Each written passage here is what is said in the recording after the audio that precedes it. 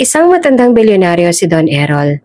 Nagpanggap siyang simpleng factory worker sa sarili niyang factory para masubok ang kanyang mga tauhan matapos niyang makatanggap ng mga complaint tungkol sa kanilang mga ugali. Doon siya ay nakaranas ng iba't ibang uri ng discrimination mula sa kanyang mga manggagawa. Ngunit paano kung makilala niya rin doon ang isang taong napakahalaga sa kanyang buhay? Ano nga bang mangyayari sa mga empleyado na mapagmataas? Ano nga bang mangyayari kapag ang dalawang taong pinaglayo ng kapalaran sa loob na napakahabang panahon ay muling pagtagpuin?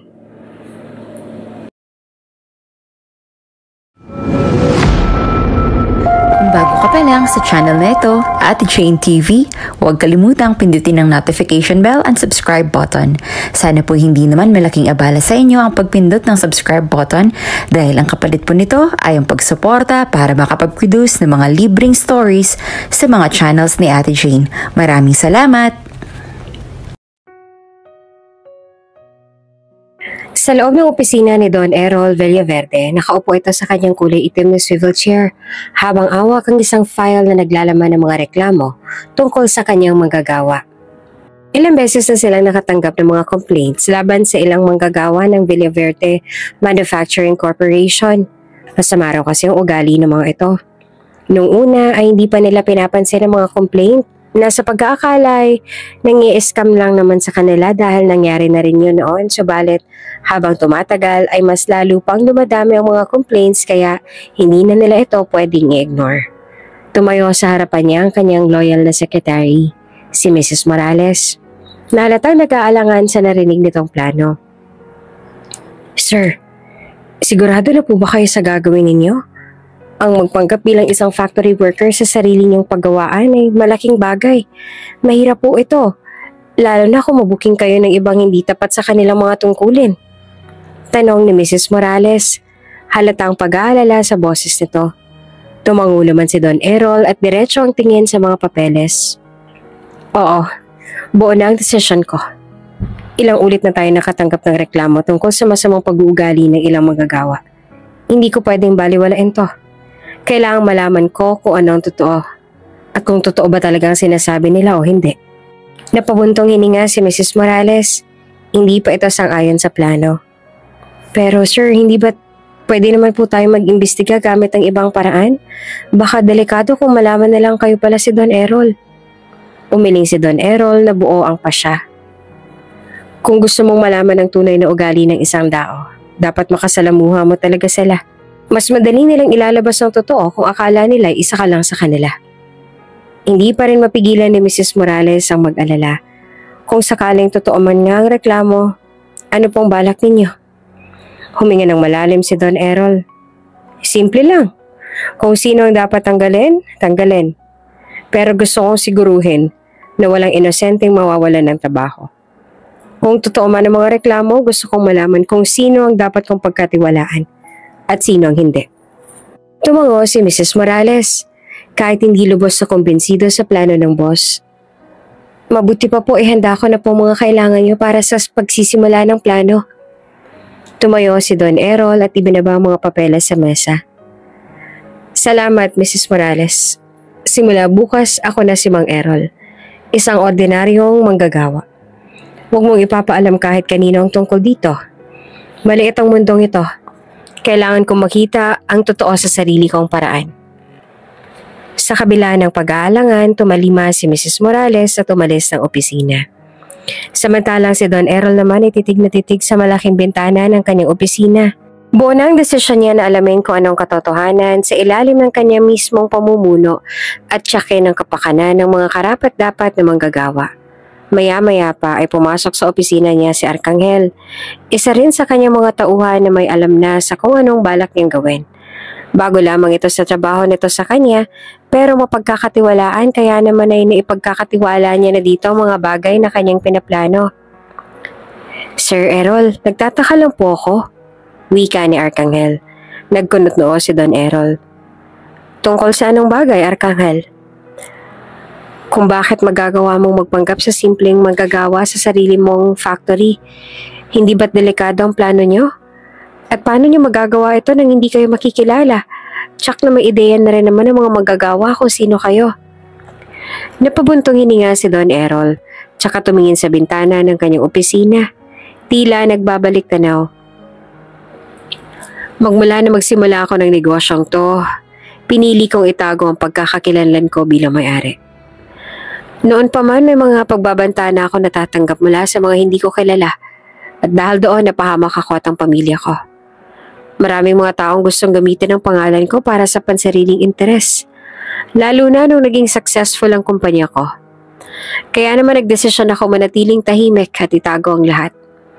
Ilan lamang sa mga taong pinagkakatiwalaan ko nakakaalam kung sino ako. At isa ka sa mga taong yon, Arkanghel.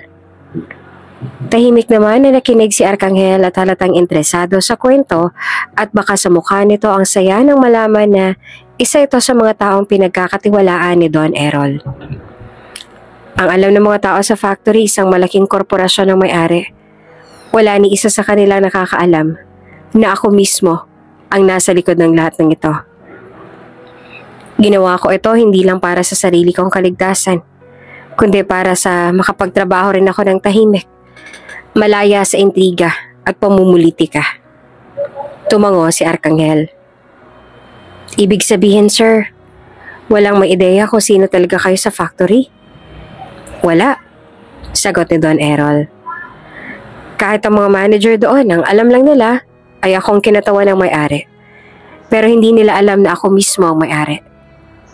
Dahil dito, madali ako makakapagpanggap bilang isang ordinaryong manggagawa. Walang makakaalam kung sino nga ba ako, hanggat hindi ko sinasabi. Pinag-isipan ito ni Arkanghel at napatangong muli. Kung ganun pala, sir, mukhang maganda nga ang plano niyong to. Pero sigurado po ba kayong handa kayong makita ang totoong kalagayan ng factory? Ngumiti si Don Errol. Kailangang makita ng dalawang mga mata ko kung anong totoo. Ayoko magdesisyon na hindi ko lubos na nauunawaan ang sitwasyon. Sa ganitong paraan, malalaman ko kung sino ang karapat-dapat na manatili at kung sino ang nagpapabigat lang sa kumpanya. Tumangong muli si Arkanghel. Mabuti po, ihahanda ko na ang lahat para sa inyong pagsisimula. Makakaasa po kayo na safe sa akin ang sekreto ninyo at tutulungan ko po kayo sa lahat ng bagay. Napangiti rin muli si Don Errol. Salamat, Arkanghel. Aasahan ko ang tulong mo. Maagang dumating si Don Errol o ngayon ay mas kilala na ng lahat bilang si Mang Errol sa malaking compound ng factory. Ang gusali ay gawa ng bakal at konkreto. Napapaligiran ng mga nakaimbak na materyales at makina. Sa loob maririnig ang tunog ng makina, huni ng mga gears, kalabog ng mga paletang kahoy at sigawan ng mga manggagawa na abala sa kani-kanilang mga gawain. Ang init ng paligid ay sinasabayan ng amoy ng langis at metal. Ngunit, hindi ito inalintana ni Don Errol. Sa entrance, sinalubong siya ng HR supervisor na si Mr. Santos.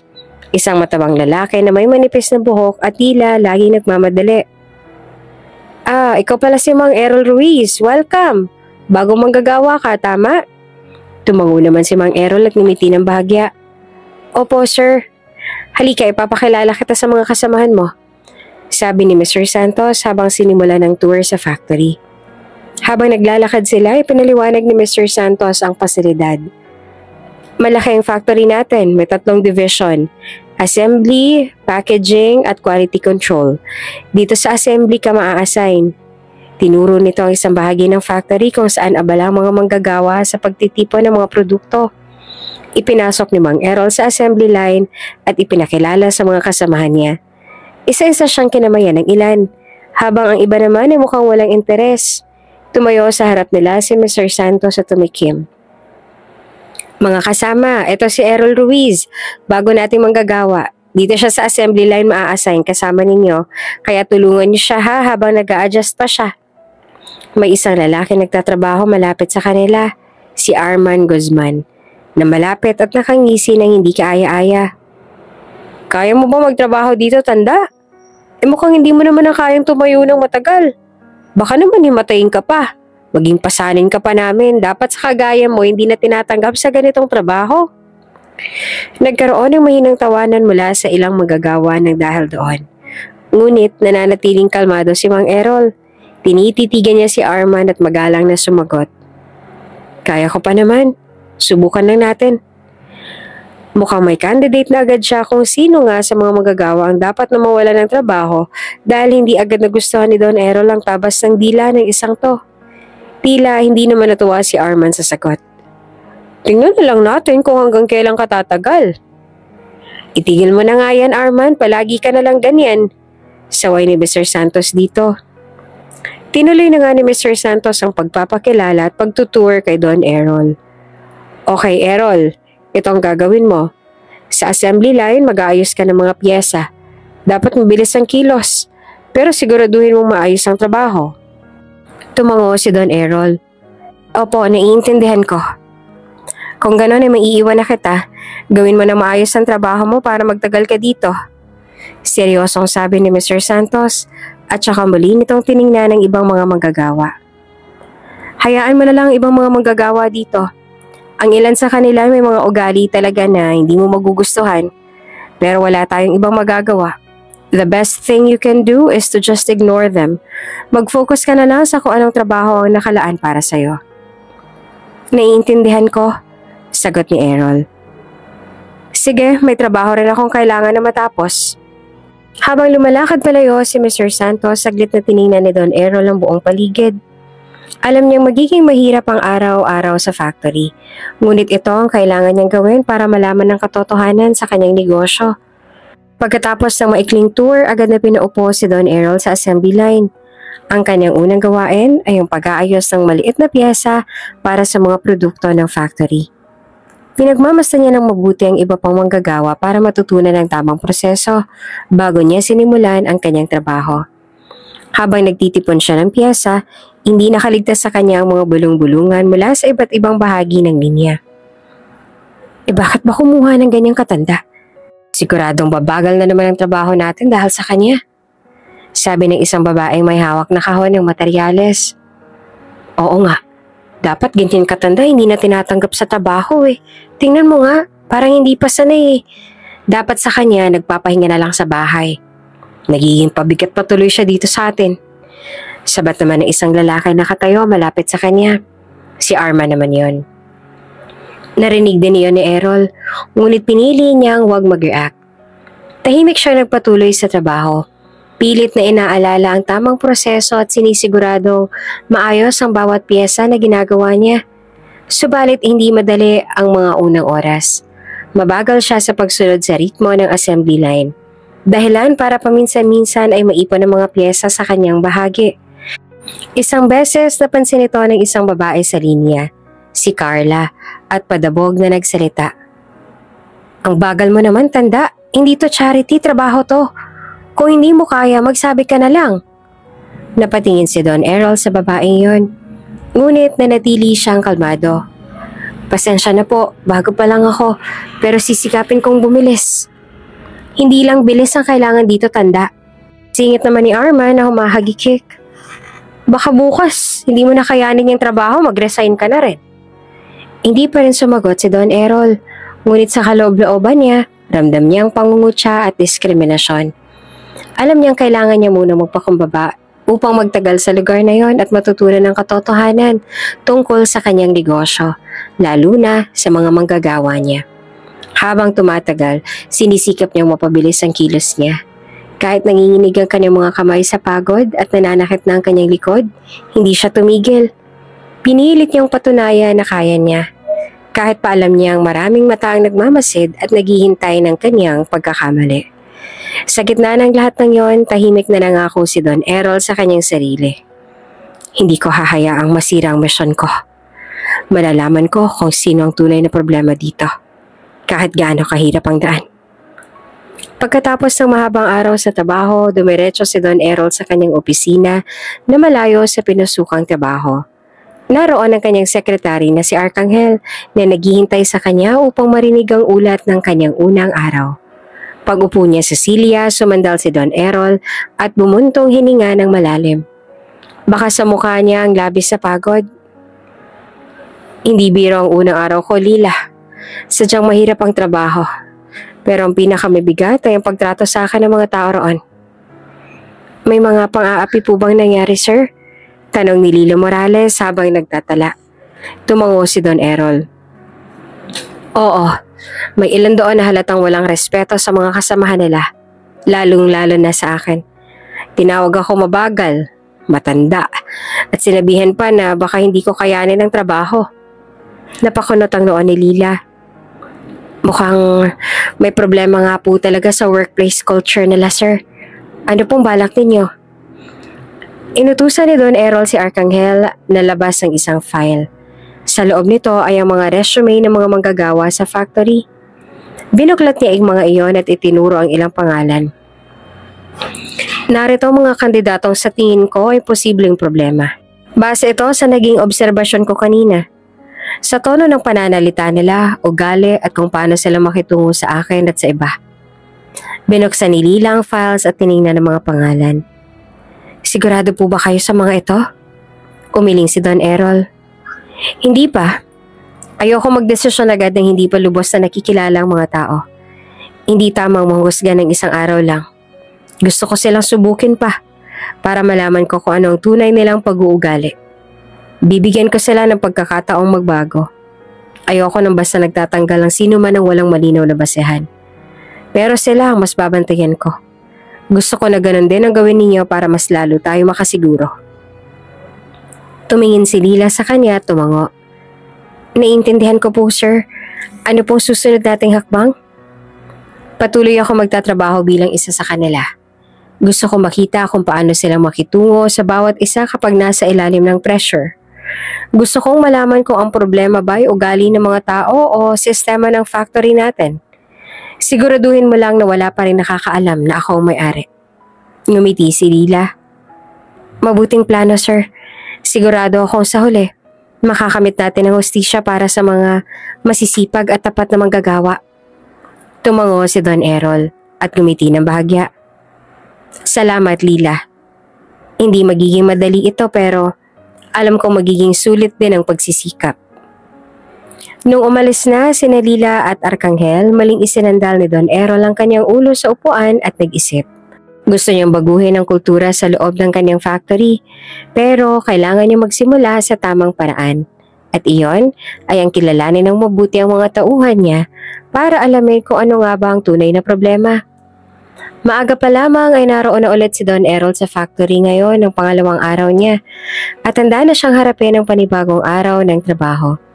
Hindi siya nakatulog na maayos kagabi dahil iniisip niya ang mga nangyari nung una niyang araw. Ngunit determinado siyang ipagpatuloy ang misyon. Habang nag-aayos ng mga materyales sa linya ng produksyon, napansin niyang medyo bumagal na naman ang kanyang kilos. Hindi niya sinasadyang mabitawan ng isang bahagi ng materyales, dahilan para magkalat ito sa sahig. Agad na napatigil ang linya. Hoy! Ano ba yung tanda? Sigaw ng isang lalaki na nasa likod ng linya niya. Ang bagal mo na nga, pabigat ka pa. Pasensya na, hindi ko sinasadya. Sagot ni Don Errol habang pinupulot ang mga nagkalat na materyales. Baka naman dapat umuwi ka na lang. Dugtong ng isa pang manggagawa.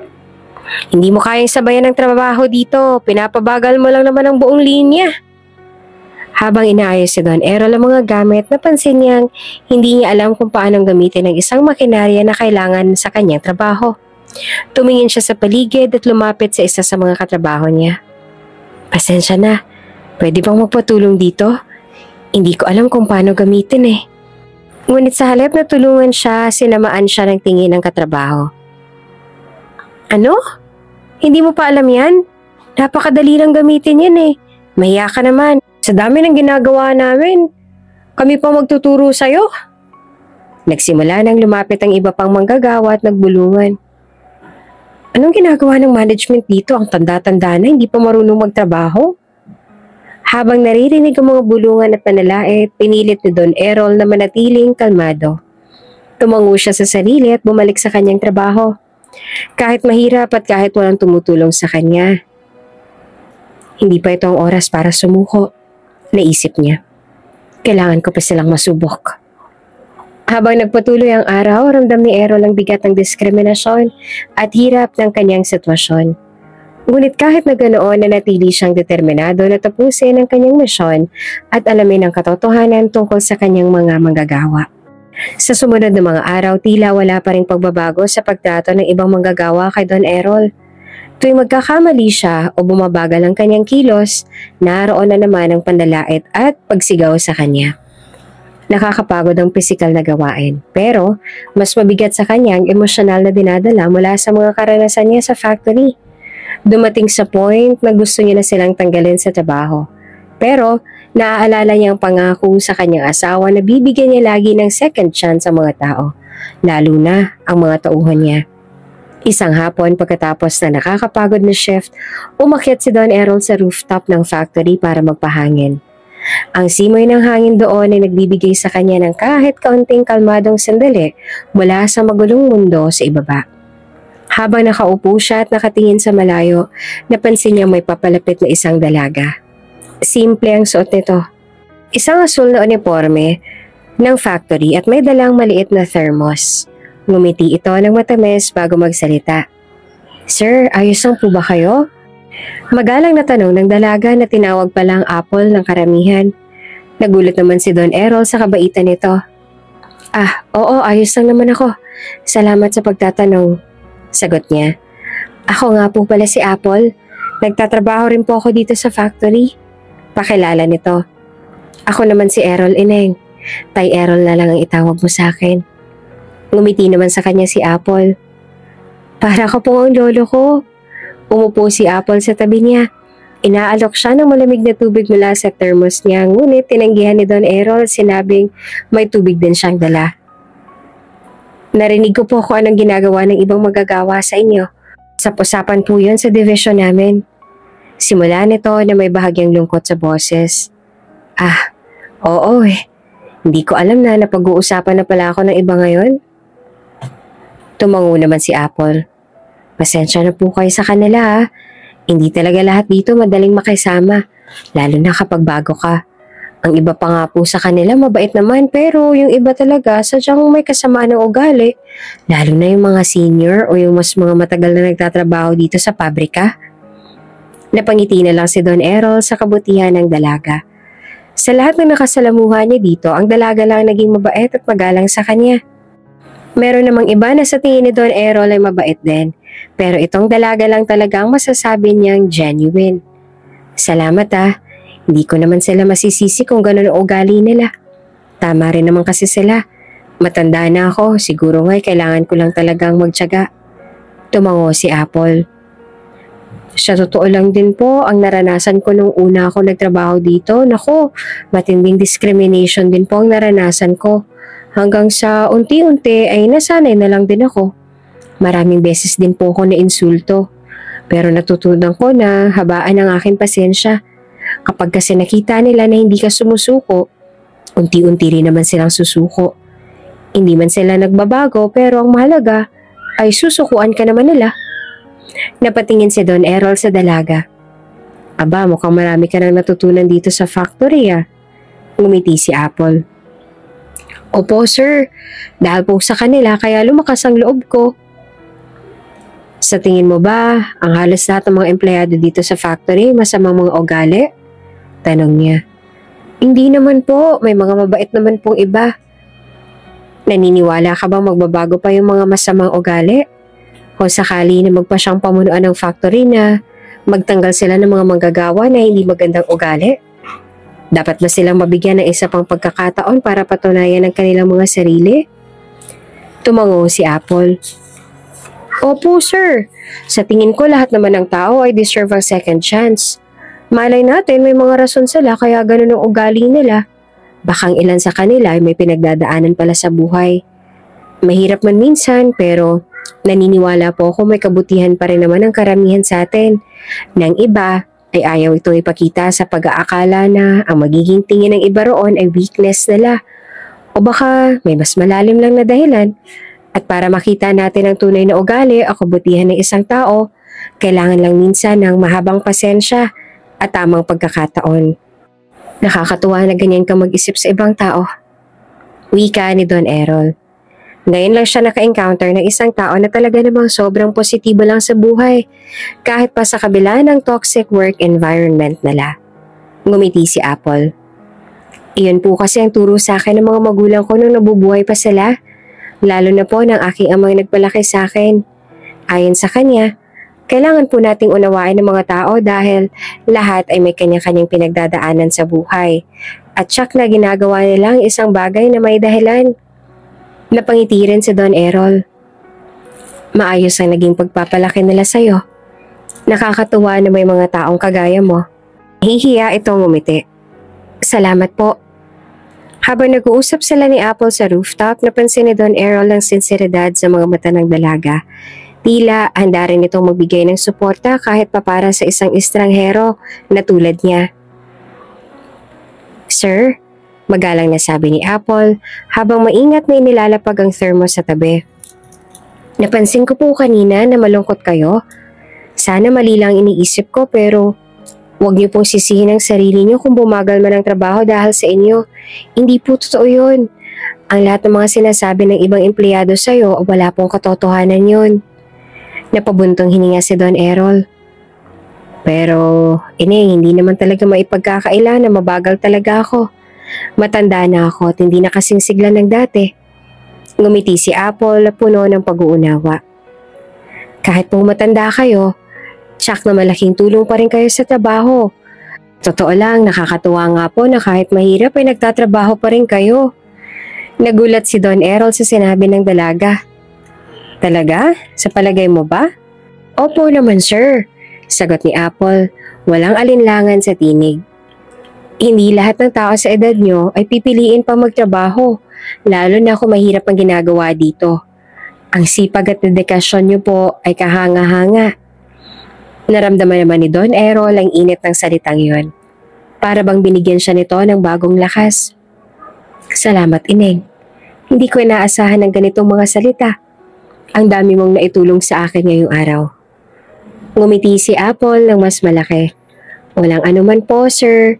Tandaan niyo lang po, kahit ano pa ang sabihin ng iba, hindi sukatan ng bilis o lakas ng trabaho para masabing may halaga ka. Para sa akin, ang mahalaga po ay ang puso at tiyaga na ibinibigay ninyo. Napangiti rin si Errol.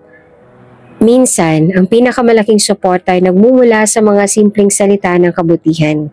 Naisip niya. Sa kauna-unahang pagkakataon mula na magsimula siya sa factory, naramdaman niya ang tunay na pag-asa. Nang matapos ang kanilang usapan, bumalik ang kaunting sigla ni Don Errol. May liwanag sa kanyang mga mata habang binabalikan ang mga sinabi ni Apple. Baka tama nga ang batang iyon, naisip ni Don Errol. Kung magpapakita ako ng tiyaga at kabutihan, baka may magbago nga sa mga tao rito. Habang abala ang lahat sa kanilang mga gawain at trabaho, biglang pumasok si Mr. Santos, ang supervisor ng factory.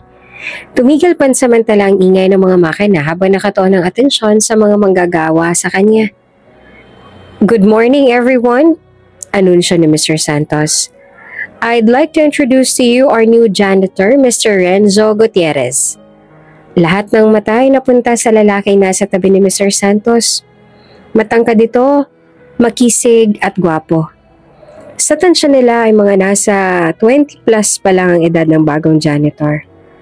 Halos sabay naman ang kilig na hiyaw ng mga babaeng manggagawa. Ay, ang gwapo! Bulong ng isa. Bakit siya maging artista? Sabi pa ng isa. OMG, parang magiging excited ang trabaho natin dahil sa kanya. Bagong crush ko na siya. Sabi ng isa pa. Tumigil ka nga dyan, Jamie. Di ba may asawa ka na? Bakit inikilig ka pa't naglalaway ka pa sa kanya? Narinig ni Don Errol na saway ng isa pang manggagawa sa katabi. Eh bakit pa? Hindi naman malalaman ng asawa ko eh. Secret lang natin to. Ang dahilan naman ng babae at napapansin na sa bagong janitor na walang pakialam sa mga ito. Napansin ni Don Errol ang kakaibang ingay sa paligid. Agad siyang nagtaas ng kilay at tumingin kay Mr. Gutierrez. Familiar ang mukha ng lalaking to, naisip niya. Hindi niya maiwasang mag-isip kung saan niya nakita ang bagong janitor. Hindi niya maintindihan kung bakit familiar para sa kanya ang bagong janitor na ito. Sa kabila ng ingay ng ilang manggagawa, lalo na iyong mga babae, ipinagpatuloy ni Mr. Santos ang maikling pananalita para paalalahanan ang mga manggagawa na itrato nila ng tama ang bagong janitor bago umalis. Magandang araw po sa inyong lahat. Sana'y habaan ho ninyo ang iyong pasensya sa akin. Ang magalang na wika ni Renzo tsaka yumuko sa harapan nila. Huwag kang mag-alala, Pogi. Kami nang bahala sa'yo. Iga-guide ka namin. Sabi ng babaeng manggagawa na may asawa na. Ngumiti naman ng bahagya si Renzo. Maraming salamat po. May asawa ka na ba? Biglang tanong ng isa pang manggagawa kaya pati si Renzo ay natigilan at nabigla din. Wala, Pogi nang. Magalang na tugon ni Renzo dahilan para mapasinghap ang babaeng nagtanong. Na-offend yata sa pagtawag ni Renzo ng ginang. Bumalik naman ang iba sa trabaho. Ngunit hindi nakaligtas kay Don Errol na halatang wala sa focus ang maraming manggagawa. Uy, Renzo, baka naman pwedeng ikaw ang maglinis dito mamaya. Sabay kindat ng isang manggagawa. Ako rin, tulungan mo rin ako dito. Dagdag pa ng isa. Halos lumapit na kay Ramon. Napapailing naman si Don Errol sa nasaksihan. Puro papansin na lang mga ito. Wala namang maayos na nagagawa. Ang nasabi na lamang ni Don Errol sa kanyang isipan. Habang pinagmamasdan ng nangyayari, napatitig ulit si Don Errol kay Renzo na nakikipagkilala pa sa ibang manggagawa. Bakit kaya ito nag-apply bilang janitor sa factory ko? Pwede naman siya sa modeling agency. Anong balak niya rito? Tanong niya sa sarili. Ngunit bago niya masagot ang sariling tanong, naputol ang kanyang pag-iisip dahil sa muling tawanan ng ilang mga manggagawa na halata namang naapektuhan na ang kanilang trabaho dahil sa bagong dating. Nagpa siya si Don Errol na mag-obserba pa. Tahimik ngunit mapanuri. Renzo, bakit wala ka pang girlfriend? Tanong na naman ng isa pang babaeng manggagawa kay Renzo na noon ay gusto na sanang mag-focus sa trabaho. Hindi po ba dapat hindi natin pag-usapan ng tungkol dyan sa oras ng ating trabaho, Ginang?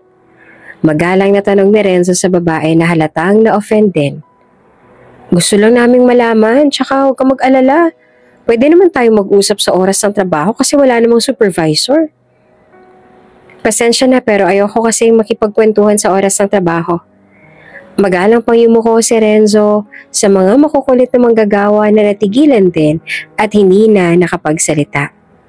Si Don Errol naman ay lihim na napangiti sabay iling. Mabuti na lamang at medyo matino ang bagong janitor. Mukhang hindi naman ito magiging problema. Sa sumunod pang mga araw ay ganun rin ang mga ganap. Pero lagi niya napapansin na si Renzo ay ingat na ingat sa trabaho at umiiwas din sa mga babaeng manggagawa na umaaligid at bumubuntot dito dahil sa ayaw nitong makipag-usap sa kanila. Sa gitna ng shift, muli na namang nagkamali si Don Errol habang nag-aayos sa mga materyales. Sa halip na maayos ang takbo ng linya, nagdulot ito ng pagkaantala. Ano ba naman yan? Ang simple-simple ng trabaho, no? Hindi mo pa magawa ng tama. Lagi ka nalang nagkakamali. Hindi mo ba pinagmamasa ng ibang manggagawa? Nakakarindi na rin talagang magturo sa'yo. Dagdag ka lang sa trabaho ko eh. Sigaw ng isang kasamahan niya na halatang eretado. Kung hindi mo kaya, mag-resign ka na lang dito. Pabigat ka sa trabaho. Dagdag pa ng isa. Tahimik lamang si Don Errol. Nagpakumbaba at hindi na sumagot. Mahabang pasensya ko. Kaya ko to. Naisip niya habang pilit na inaayos ang pagkakamali. Pagkatapos na nakaka-stress na shift, pumunta si Don Errol sa cafeteria. Habang ang iba naman ay magkakasama sa kanilang mga grupo, siya ay naupong mag-isa sa dulo ng mesa. Tahimik siyang kumakain at pilit na hinahayaan ang sarili na makapagpahinga kahit kaunti. Habang nakayuko at abala sa pagkain, bigla niyang naramdaman ang paglapit ng isang tao. Pag-angat ng tingin, nakita niya si Renzo, ang bagong janitor na nakangiti habang may dalang tray ng pagkain. Pwede po bang makisabay sa'yo? Tanong ni Renzo, ngunit bago pa makasagot si Don Errol, ay nakaupo na ito sa harapan niya. Nagulat si Don Errol. Hindi niya inaasahan na may uupo sa harapan niya. Lalo na ang bagong janitor na kinababaliwan ng ibang manggagawa. Oo naman, iho. Maikli niyang sagot. Habang kumakain, nagsimula na mag-usap ang dalawa. Pansin ko lang, Tay. Parati ka pong tinitira ng mga kasamahan natin Kung ano-ano pong mga sinasabi nila tungkol sa'yo. Simula ni Renzo. Makikita sa mukha nito ang ines na para bang iba sa mga manggagawa. Hindi po tama yon. Napapansin ko rin na halos lahat sila ay iniiwasan kang makasabay sa pagkain. Ayos ka lang po ba? Ngumiti si Don Errol bagaman ay pilit ay tumango. Sanay na ako, hayaan mo na sila, trabaho lang naman ang importante. Tinitigan siya ni Renzo, halatang hindi sang-ayon sa narinig. Hindi po nila dapat ginagawa sa'yo yon, lalo na tigit na mas matanda ka sa kanila. Kung kailangan niyo po ng tulong, sabihin niyo lang po sa akin ha. Hindi po kita hahayaan na tratuhin ka ng ganyan. Napatingin si Don Errol kay Renzo. Ramdam niya ang sinseridad ng binata. Hindi niya inaasahan na sa kabila ng ugali ng ibang manggagawa, may mga tao pa rin na tulad ng dalagang si Apple na mabait at ang mamalasakit. Salamat, sagot niya. Hindi ko alam kung bakit ginagawa mo to pero salamat. Ngumiti si Renzo at nagbiro. Malay mo po, baka balang araw ay kailanganin ko rin po ang tulong mo. Kung ganon, may kapalit ang pagtulong mo sa akin? Nagbibiro lang po ako, Tay. Hindi ko po kailangan ng kapalit, tsaka gusto po kitang tulungan kasi para sa akin ay hindi na po maganda ginagawa nila sa inyo. Napangiti si Don Errol sa sinabi nito. Maraming salamat, Iho. Masaya ako may mga bata pa pala na kasing bait mo, no? Ngumiti lang din ito tsaka kumain. Siya nga po pala, bakit nagtatrabaho pa rin po kayo dito? Bakit pinayagan po kayo ng pamilya niyong pumasok sa mahirap na mga gawain dito sa factory? May mga apo kasi akong pinag-aaral. Kailangan ko silang suportahan para matupad nila ang lahat ng pangarap nila. Paliwanag ni Don Errol kahit pa hindi naman totoo ang mga sinabi niya. Wala naman kasi siyang mga apo at mag-isa na lang din si Don Errol sa buhay. Nung bata pa kasi ang anak nila ng kanyang yumaong asawa, nakidnap ito at hindi na muli natagpuan. Kaya nung nawala ang asawa niya, naging mag-isa na lang din si Don Errol sa buhay. Napakabait yun naman po pala, wika ni Renzo. Tsak po ko, napakaswerte ng mga apo mo sa'yo, Tay. Ay nako, mas maswerte ako sa kanila, sabi naman ni Don Errol. Ikaw, Iho, bakit nga ba mas pinili mo magtrabaho dito sa factory? Tsaka kung mas marami pa namang mga opportunity para sa'yo. Hindi agad sumagot si Renzo. Nakatingin lang ito. Wala po kasi ako mahanap na ibang trabaho. Swerte nga po at natanggap ako dito. Bakit naman hindi ka matanggap sa ibang trabaho? May malalim na dahilan ba? Hindi na naman ito nakasagot agad pero umiling din kalaunan. Wala naman po, sadyang ganun lang po siguro sa panahon ngayon, mahirap talagang humanap ng trabaho. Kung sa bagay, sabi ni Don Errol tsaka tumango siya bilang pagsang-ayon. Magmula ng araw na yon ay naging malapit na rin sa kanya si Renzo at masasabi ni Don Errol na mabait talaga ang binata. Bukod pa roon ay masipag din ito sa trabaho. Nakakatuwa lamang isipin na may mga manggagawa pa pala na katulad ni Apple at Renzo. Pagkatapos ng isang nakakapagod na araw sa pabrika, muling bumalik si Don Errol sa opisina kung saan naghihintay ang kanyang sekretary at si Arcangel. Agad sila naupo at nag-usap. Kamusta po ang araw ninyo, Don? Tanong ng sekretary habang inilalapag ang isang tasa ng kape sa harap niya. May gusto akong pag-usapan tungkol sa dalawang manggagawa sa ating pabrika. Seryosong wika ni Don Errol habang inilalabas ang dalawang larawan mula sa isang maliit na envelope. Pinakita niya ang larawan ni na Apple at Renzo. Sa baba ng litrato ay dalawang pangalan nila. Apple at Renzo? Tanong ni Arcangel habang tinitingnan ang mga larawan. Tumango si Don Errol. Oo. Ano pong meron sa dalawang yan, sir? Tanong ng sekretary niya. Sa kabila ng hirap ng trabaho at sa kabila ng hindi magandang trato sa akin ng ibang manggagawa, silang dalawa nagpapakita ng malasakit at kabutihan. Si Apple kahit bata pa ay napakabait at marespeto. Siya lang nagpapaalala sa akin na huwag masyadong damdamin ang mga pang-aapi ng iba. Ayon sa kanya ay naranasan niya rin ang matinding discrimination mula sa mga katrabaho niya. Ganun pa man sa kabila ng kanilang ginawa sa kanya, nananatili na mataas ang respeto niya sa kanilang lahat. And you know how much I like that kind of attitude and mindset. Ang mga taong kagaya niyang gusto ko magtrabaho sa Villaverde Manufacturing. Lumipat ang tingin ni Don Errol sa larawan ni Renzo. At si Renzo, bago lang siya, isa siyang janitor. Mabait din siya at masipag. Sa katunayan ay masyado siyang tapat sa kanyang trabaho. Hindi niya pinapansin ang ilan sa mga manggagawa na gusto siyang guluhin sa oras ng trabaho. Nakakatuwa nga siya. At bata pa. Sa tingin ko hindi naglalayo ang edad nila ni Renzo. Gusto ko rin siya bilang tapat na manggagawa sa Villaverde Manufacturing. Ganun pa man napansin ko may kakaiba sa kanya. Hindi lang siya basta janitor. Alam kong may lalim ang ginagawa niya pero higit sa lahat, siya ang nagpakita sa akin ng respeto na bihira akong makita sa lugar na iyon. Sa tingin niyo po ba, anong tinatagong lihim ni Renzo, sir? Tanong ni Arcangel. Hindi ko pa alam sa ngayon, ngunit sa tingin ko ay malinis naman ang intensyon niya. That's why I want to keep an eye of him. Sagot pa ni Don Errol. Ano pong plano niyo para sa kanila?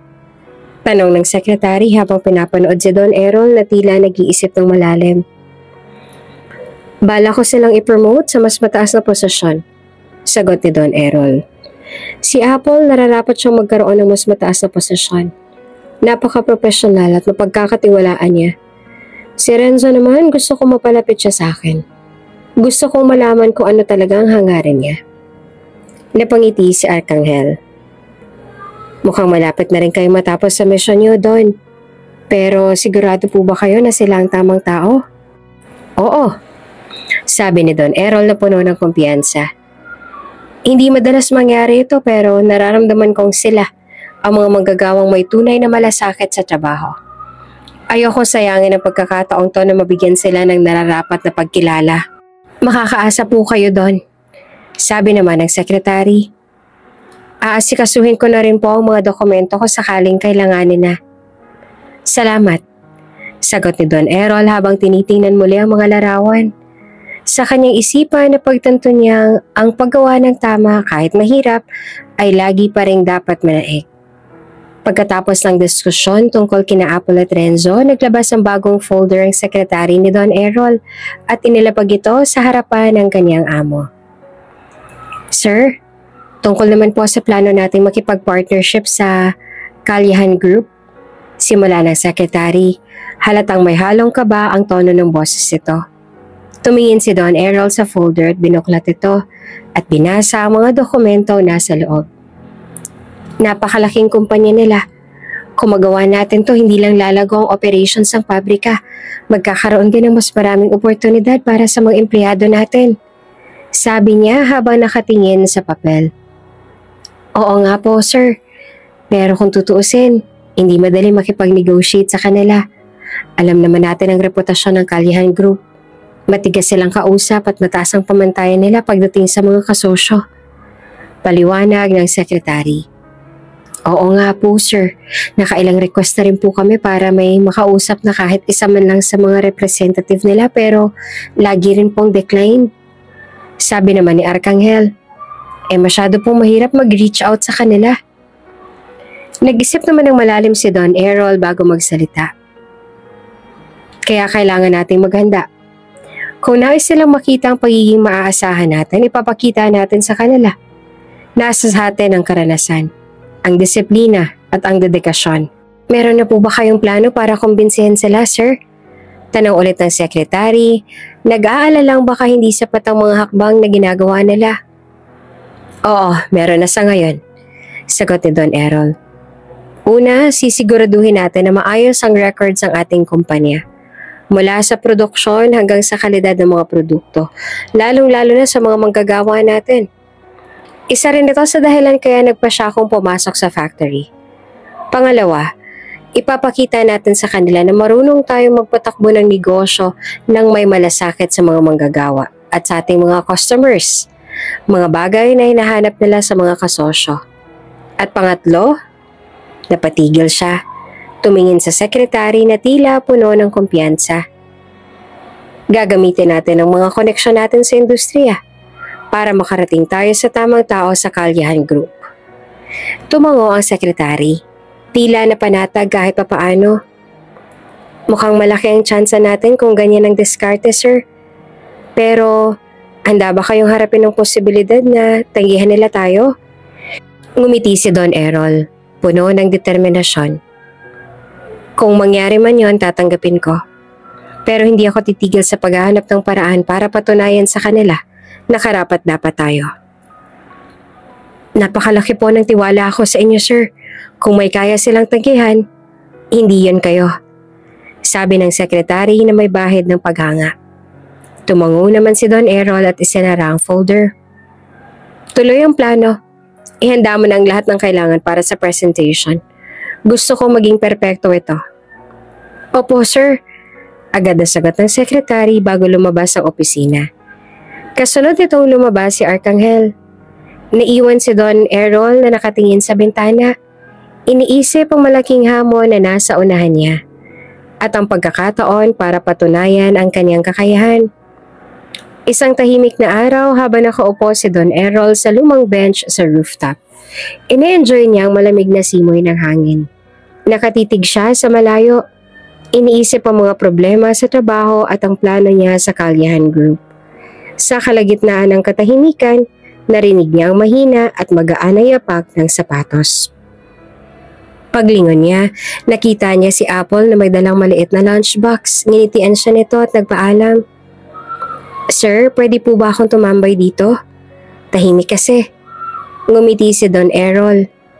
Siyempre naman, tsaka huwag mo akong tawaging sir. Isa lang din ako magagawa rito. Umupo naman si Apple sa kabilang dulo ng bench at binuksan ang baon. Napansin ni Don Errol na tuyo lamang ang laman ng lunchbox nito at kaunting kanin. Apple, bakit hindi ka sa cafeteria kumakain? Parang lagi ka na lang nagdadala ng baon. Tanong niya na puno ng pag-aalala.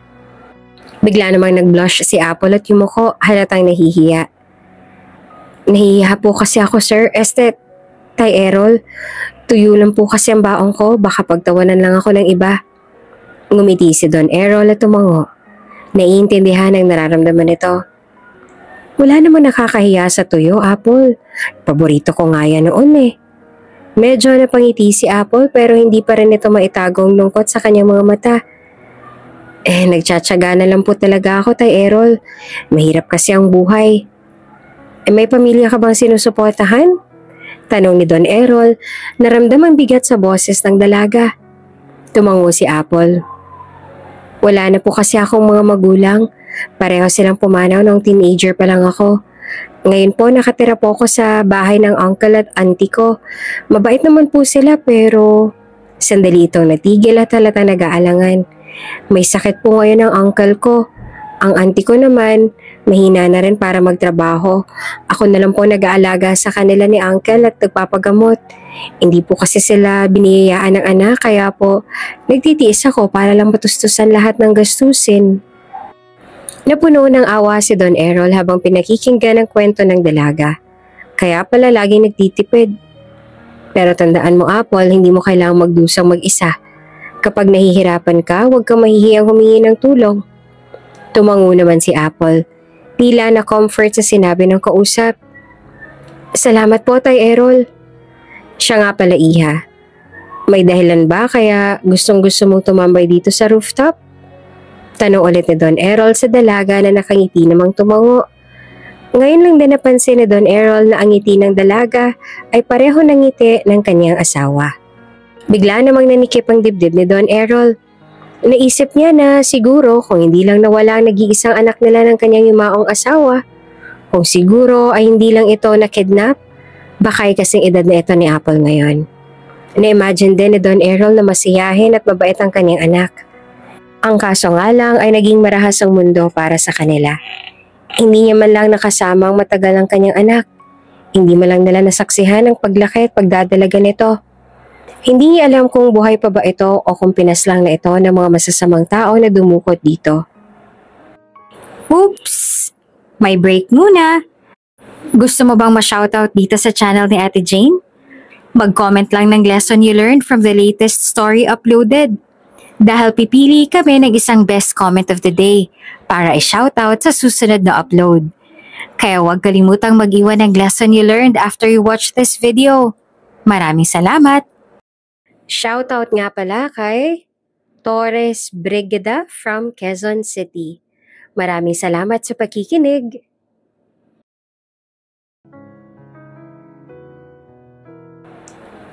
Kaya po gusto kong tumambay dito sa taas kasi parang tahimik ang mundo. Ang hangin parang hinihila ako palayo sa lahat ng problema ko. Sa baba kasi maraming tao, maingay at magulo. Paliwanag ni Apple. Noon pa man gustong-gusto ko na po sa tahimik na lugar kung saan makikita ko kung gaanong kalawak ang langit at mundo. Paalala po kasi sa akin yon na hindi lang sa akin umiikot ang mundo.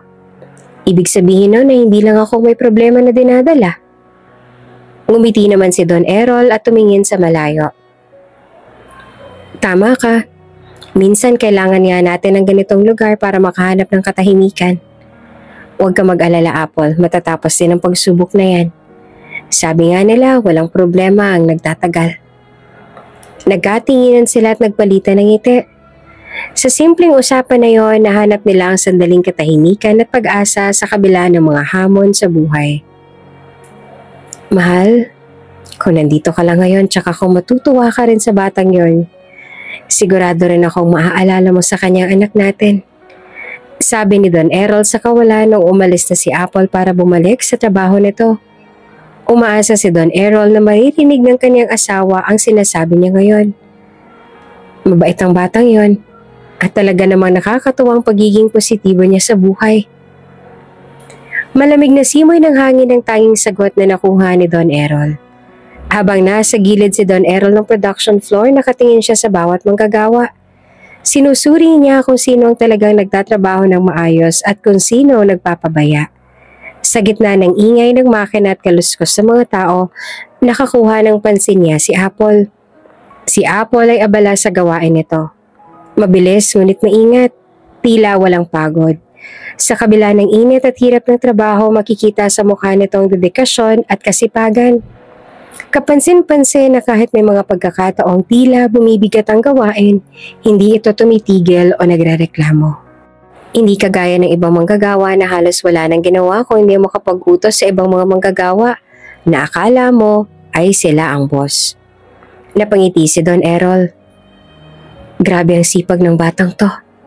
Bulong niya sa sarili. Sa kabilang banda, nakita rin niya si Renzo na abala sa pagmamop. Maliksi at sigurado ang bawat kilos nito. Kitang-kita ang profesionalismo. At hindi lang yon, tumutulong pa ito sa iba kapag may nakita itong nahihirapan sa trabaho. Lalong natuwa si Don Errol sa nakita. Ang mga ganitong tao ang karapat-dapat na magtagumpay. Sabi niya sa sarili habang nakatingin pa rin kay Renzo. Pagkatapos ng shift, tinawagan agad niya ang kanyang sekretary. Maganda ka ng proposal para sa mas mataas na posisyon para kina Apple at Renzo? Sabi niya sa telepono. Nagulat naman ang sekretary. Sir, sure na po ba kayo? Hindi pa ba natin sila kailangang subukin ng mas matagal? Sigurado ako. Pinatunayan na nila sa akin na hindi lang sila mahusay sa trabaho, kundi may mga malasakit din sila sa ibang tao. Ang mga taong tulad nila ang gusto kong bigyan ng pagkakataong umangat. Noted po, sir. Agad ko pong aasikasuhin ang mga requirements. Matapos ang tawag, muling napangiti si Don Errol habang iniisip ang kinabukasan ni na Apple at Renzo. Sa kabila ng hirap ng trabaho, nakita niya ang liwanag at pag-asa sa dalawang taong may malasakit at dedikasyon. Malakas ang pagbuhos ng ulan habang si Apple ay nakatayo sa tapat ng gate ng pabrika. Nakayuko siya. Tinakpan ng bagang ulo kahit na walang silbi ito laban sa malakas na ulan. Panay ang tingin niya sa relo. Halatang nag-aalala. Napakamalas ko naman talaga. Ngayon pa talaga ako inabot ng ulan. Naiinis na bulong ni Apple sa sarili. Mukhang wala pang balak na tubigil ang pagbuhos ng ulan at sa halip ay mas lalo pa itong lumakas. Kung sakali na susugod siya sa ulan, baka magkasakit pa siya lalo at sobrang dami ng ginawa nila kanina sa pabrika. Nag-alala siya para sa kanyang uncle at auntie na walang kasama sa bahay. Alam niya umalis na ang pinsan niya para pumasok sa paaralan. Panggabi kasi ang schedule ng pinsan niyang nasa college na. Hindi pa naman kaya ng auntie niya ang mapagod dahil matanda na rin ito. Kaya hindi pwede na wala silang kasama sa bahay. Baka atakehin ng uncle niya ng sakit nito. Bigla na lang pa namang umaatake ang sakit ng uncle niya. Habang iniisip ang kanyang pamilya, napabuntong hininga si Apple at napatingin sa ulan. Bahala na nga, kailangan kong umuwi, sabi niya sa sarili. Humakbang na siya palabas nang biglang may sumulpot na payong sa kanyang ulo. Nagulat siya tumingin sa likod. Si Renzo, ang gwapong janitor, may hawak ng payong. Ngumiti ito at halatang walang pakialam kahit nababasa ang balikat. Wala ka bang payong? Tanong na Renzo. Umiling si Apple at nahihiya. Wala po. Inabot ni Renzo ang payong sa kanya. Sige, gamitin mo na to. Baka magkasakit ka pa kung tatakbo ka sa ulan. Nagulat si Apple. Pero paano po kayo? Ngumiti lamang si Renzo. Parang walang alalahanin. Kaya ko na to. Ang importante hindi ka mabasa ng ulan. Baka magkasakit ka. Mukhang nagmamadali ka nang makauwi eh. Maraming salamat po talaga, ang bait niyo. Huwag ka mag-alala, ibabalik ko rin to sa'yo. Tumango lamang si Renzo at nang makita niya nag-aalinlangan pa si Apple, mahina niya nang sinabi. Sige na, takbo na. Uuwi ka pa, diba? Kinuha na ni Apple ang payong at mabilis na tumakbo papunta sa kalsada. Sa bawat takbang, nararamdaman niyang bilis ng tibok ng puso niya. Hindi niya alam kung dahil lang ba ito sa pag-aalala para sa auntie at uncle niya o dahil sa ginawa ni Renzo. Habang naglalakad si Renzo pabalik ng pabrika, napangiti ito sa sarili. Buti na lang at nabutan ko siya. Bulong nito sa sarili habang binabasa ng ulan ang natitirang bahagi ng kanyang uniforme. Maagang gumising si Apple kinabukasan. Ngunit imbes na maganda para sa trabaho, inuna niyang asikasuhin ng auntie niyang may lagnat. Nakaupo siya sa gilid ng kama nito. Hawak ang bimpo at nilalagay sa noo ng matanda. Nako Apple, pumasok ka na. Ayos lang ako. Mahinang sabi ng auntie niya. Hindi po, importante po kayo. Ako nang bahala rito. Ngayon lang naman po ako a-absent sa trabaho. Sagot ni Apple, pilit na ngininginitian ang tiyahin. Pagkatapos alagaan ng tiyahin, nagluto naman siya ng kanilang makakain. Dumaan pa sa kanilang pinsan niya at inanyayahan niya itong kumain kasabay nila. Hindi rin ito nagtagal doon dahil nagkataon na may group o projects din sa araw na yon. Natuwa nga rin ang pinsan niya nang malaman na hindi siya papasok sa trabaho kasi magagawa na raw nito ang project nito.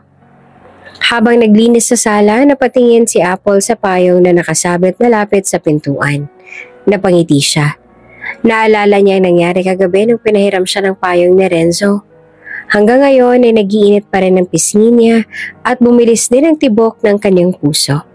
Kagabi lang kasi siya naging ganong kalapit sa binata. Mula kasi nung pumasok ito sa factory bilang janitor, pinalilibutan na ito ng mga babaeng manggagawa. Lalo na yung mga single.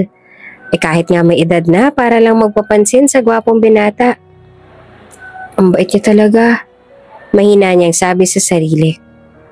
Ibabalik ko to bukas. Kinabukasan, pumasok si Apple sa trabaho. Bit-bit ang payong, hinanap niya si Renzo sa oras ng break. Nang makita niya ito sa isang sulok ng cafeteria, lumapit siya kaagad. Renzo! Tawag niya. Napatingin naman si Renzo sa kanya. Halata sa itsura nito na medyo matamlay. Oh, Apple, anong meron? Inabot ni Apple ang payong. Ito nga palang payong mo. Salamat sa pagpapahiram. Ngumiti si Renzo, ngunit bago pa nito maabot ang payong, bigla siyang nabahing. Achoo! Nagulat si Apple. Napansin niyang namumulang ilong ni Renzo at parang malamlam ang mga mata nito. May sakit ka ba? Tanong niya na halatang nag-aalala. Umiling naman si Renzo, pilit na ngumiti. Ay wala to, allergies lang siguro. Pero hindi naman naniwala si Apple. Kailan pa yung sipon mo? Simula pa kahapon. Sagot ni Renzo kasunod ang mahina nitong pag-ubo. Naalala ni Apple ang gabing nabasa si Renzo. Napatingin siya sa payong. Tapos kay Renzo. Dahil ba naulanan ka nung binigay mo sa akin ng payong na to? Ikaw bang nabasa nung isang gabi? Napakunot ng noo si Renzo. Konti lang naman, wala to, huwag mo nang isipin yun. Umupo si Apple sa tapat ni Renzo, halatang seryoso. Napabuntong hininga siya at mahina niyang sinabi, pasensya na talaga dahil sa akin nagkasakit ka pa. Kung may kailangan ka sabihin mo lang ha, ako nang bahala. Ngumiti si Renzo at halatang na-appreciate ang pag-aalala ni Apple. Sige, salamat pero huwag ka masyadong mag-alala, okay lang talaga ako. Tumango si Apple ngunit hindi niya pa rin mapigilang mag-alala para sa binata. Hindi nagtagal ay nagpaalam na rin siya dahil kailangan niya pang kumain at bumalik sa trabaho. Habang papalayo siya, naisip niya kung paano matutulungan ng binata na magpakita ng kabutihan sa kanya. Halatang malalim ang iniisip niya nung bumalik siya sa trabaho. Ganun pa man, ay nagagawa niya na rin ng tama ang lahat ng mga gawain niya. Pauwi na si Apple nang maisip niyang hintayin si Renzo at si Don Errol sa labas ng pabrika. Alam niya kasing magkasabay umuwi ang dalawa na laging malapit na rin sa isa't isa, kaya pumuesto siya malapit sa gate. Bitbit ang isang maliit na supot na may gamot, hindi nagtagal nakita niyang papalabas na sina Renzo at Don Errol. Renzo, Tay Errol! Tawag niya tsaka lumapit agad sa dalawa. Nagulat naman si Renzo. Oh, Apple, anong ginagawa mo rito? Pauwi ka na rin ba? Magandang hapon po, Tay Errol. Ay magandang hapon din, Eneng. Sagot ni Don Errol. Tumango si Apple tsaka iniabot ang supot kay Renzo. Ito po, gamot para sa sipon at lagnat. Hindi ko po kasi nabigay kanina kasi oras na ng trabaho. Nagtaka si Renzo, ngunit kinuha ang supot.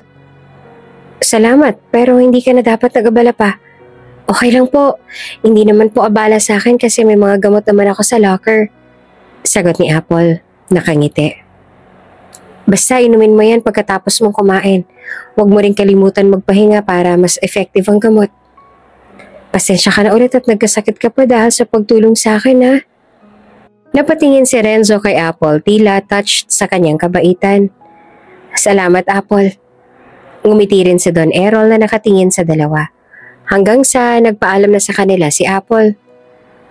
Mag-ingat po kayo sa biyahe. Paalam ni Apple sabay alis. Ngunit bago siya lumayo, hinarap niyang muli si Renzo.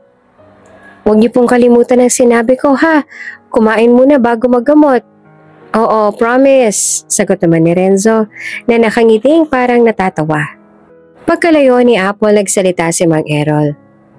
Napakabait talaga ng batang yan, ano? Napatingin naman si Renzo kay Mang Errol. Oo nga po eh. Tumango naman si Don Errol. Hindi lahat may ganyang malasakit. Huwag mong sayangin ang tiwala niya. Napatango si Renzo. Hawak ang supot ng gamot. Hindi ko po sasayangin, Tay. Habang abala si Apple sa pagluluto sa kanilang maliit na kusina, hindi maikakaila ang ngiti sa kanyang labi. Tila ba masaya siya kahit sa simpleng gawain ng araw-araw. Ngunit hindi naman nakaligtas ang ngiti niyang yon sa kanyang auntie na nakaupo sa sofa. Pinagmamasdan siya. Apple, anong ngiti-ngiti mo dyan? May boyfriend ka na ba? Tanong ng auntie niya. May kalokohan ang tono nito. Lumingon si Apple at medyo nahihiya. Wala po, auntie. Aha, wala pala pero kung makakita ka riyan ang daig mo pa may nobyo. Tudyo pa rin ito. Nag-init lalo ang kanyang pisngi. Masaya lang po ko. At bakit ka masaya ha? May nangyari ba? Wala naman po. Sagot niya na ang ngitit kislap sa mga mata hindi pa rin naaalis. Sus, may nagugustuhan ka na ba? Tanong ng auntie niyang may malisyosong ngiti. Teka lang auntie, hindi po. Wala po akong time doon. Sagot ni Apple. Tumawa ng kaunti. Sabay balik sa pagluluto. Sus, baka naman ayaw mo lang aminin. Wala namang masama kung magkakagusto, magkaka-boyfriend ka. Nasa tamang edad ka naman ha. Nag-aalala nga ako sa'yo, baka tumanda kang dalagi. Mabuti na lang at mukhang hindi mangyayari yon kasi sa itsura mo ngayon, para bang may nagugustuhan ka na. Dagdag pa ng auntie niya. Naroon pa rin ang panunodyo sa tinig nito. Huminto saglit si Apple at nag-isip. Gusto ko po muna mag-focus sa trabaho para sa inyo ni Uncle, para mabigyan ko kayo ng mas maayos na buhay at saka bahay na rin. Wala pa po sa isip ko ang love life ngayon. Pumayag na lamang ang auntie niya. Ngumiti at nagpatuloy sa pagsusuklay. Basta, kung dumating man ang tamang tao para sa'yo, huwag mong tatanggihan. Ngumiti si Apple at nagpatuloy sa pagluluto. Sige po, auntie. Pero ngayon po, trabaho po muna para sa pamilya. Maaga at abala si Apple sa mga gawain sa bahay. Ngunit hindi nakaligtas sa kanya ang oras na mabilis na lumipas. Nang makita niyang malapit na siyang malate, agad siya nagmadaling nagbihis at ang madaling umalis ng bahay. Habang naglalakad papunta sa pinto ng factory, hindi niya napansin ang wet floor sign sa gilid ng isang hallway kung saan namang nagmamop si Renzo. At nang dumaan siya, bigla siyang nadulas, dahilan para mawala siya sa balanse at mapatili. Nagulat siya nang bigla na lang siyang madapot sa gitna ng pagbagsak. At nang magmulat siya ng mata, natagpuan niya nakapatong siya kay Renzo sa sahig. Nakatingin sila sa isa't isa at ramdam na ramdam ni Apple ang mabilis na tibok ng kaniyang puso. Apple, ayos ka lang ba? Tanong ni Renzo. Ang boses nito ay puno ng pag-aalala. Napayuko siya. Medyo nahihiya. Opo, ayos lang po ako. Sagot ni Apple na mabilis na bumangon at iniwasan ng mata ng binata. Tumayo si Renzo. Tumulong kay Apple at nagsabi, maging maingat ka next time, baka mapano ka. Nagkatinginan silang dalawa at may naramdaman na hindi may paliwanag si Apple. Bagamat hindi nila pareho masabi, pareho nilang naramdaman ang kakaibang koneksyon sa isa't isa ng sandaling yun. Pasensya na po talaga pero kailangan ko nang umalis. Humingi ng paumanhin dahil sa insidente at iniwan na ito. Hindi siya nakapag-isip ng tama sa takot na baka siya pa ang pagsabihan na naman ng supervisor. Laking pasalamat niya at hindi na siya pinagalitan. Ngunit ang mga nangyari kanina ay nagpatuloy na maglaro sa kanyang isipan. Nang break time, lumapit si Renzo kay Apple habang nag-iisa ito nakaupo sa isang sulok. Ang binata ay may daladalang medical kit at may malumanay na ngiti sa mga labi. Apple, upo ka. Sabi ni Renzo na halatang may ibig iparating. Hindi siya tinigilan ng binata, kaya sumunod si Apple at naupo sa tabi niya. Nagtataka kung anong gagawin. Ha? Bakit? Tanong niya at ang mga mata ay puno ng kalituhan. Itaas mo tong suot mong pants. Sagot ni Renzo. Para makita akong tuhod mo. Naguguluhan pa, inangat ni Apple ang kanyang pants at doon lang niya napansin na may malaking pasa pala siya sa tuhod na dulot ng pagkakadulas kanina. Inis siya sa sarili, ngunit nagulat siya nang makita ni Renzo ang pasa. Sinasabi ko na nga ba may pasa ka? Malakas din ang pagbagsak mo kanina. Sabi ni Renzo habang kinuha ang gamot. Huwag ka mag-alala. Gagamutin ko ito. Habang nilalagyan ito ng cream ang pasa niya, mabilis ang tibok ng puso ni Apple. Nakaramdam siya ng hindi maipaliwanag na kilig at hiya. Nahihiya siyang tumingin kay Renzo habang ito'y maingat na nilalagyan ng ointment ang kanyang tuhod. Salamat, Renzo. Ang tanging nasabi ni Apple habang ang puso ay patuloy na bumibilis sa nararamdaman. Okay lang, sagot ni Renzo, pangiti at nag-aalaga sa kanya. Maging maingat ka pa rin sa susunod. Isang araw pagpasok ni Don Errol sa kanyang trabaho, ang unang ginawa niya ay hanapin si Apple. Nakasanayan niya ng makitang masipag at masayahing dalaga na tila nagbibigay ng magandang aura sa pabrika. Ngunit sa araw na ito, hindi niya makita si Apple saan man. Lumapit siya sa mga empleyado na abala sa kanyang trabaho. Nasaan si Apple? Bakit hindi ko siya nakikita? Tanong niya na may halong pag-aalala sa boses. Tumingin ang empleyado sa kanya, saglit na tumigil sa ginagawa, tila nag-atubili bago sumagot. Si Apple, natanggal na siya sa trabaho. Halos hindi makapaniwala si Don Errol. Natanggal?